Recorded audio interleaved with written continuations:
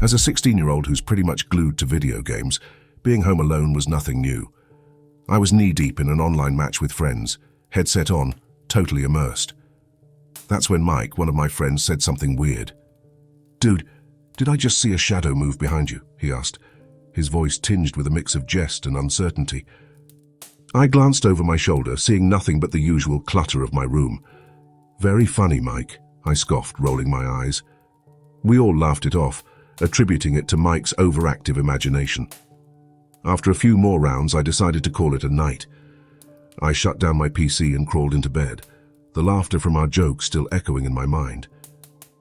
I was on the cusp of sleep when a noise from downstairs jolted me awake. It was a subtle sound, like a floorboard creaking under cautious weight. My first sleepy thought was, oh, maybe Mum and Dad are back early. But then I remembered. They were out of town, not due back till tomorrow.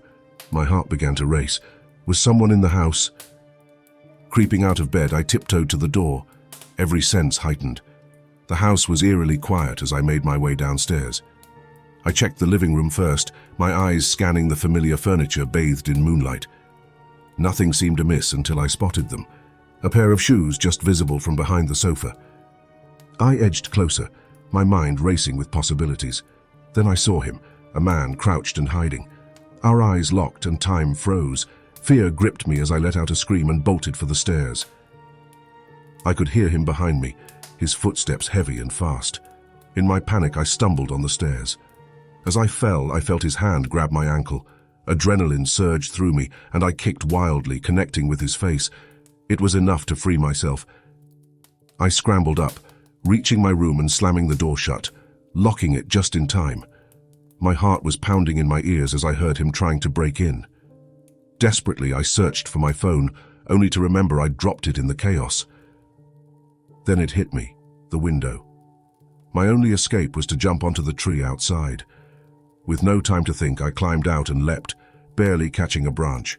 I scrambled down and ran to my neighbor's house, pounding on their door until they answered and called the police.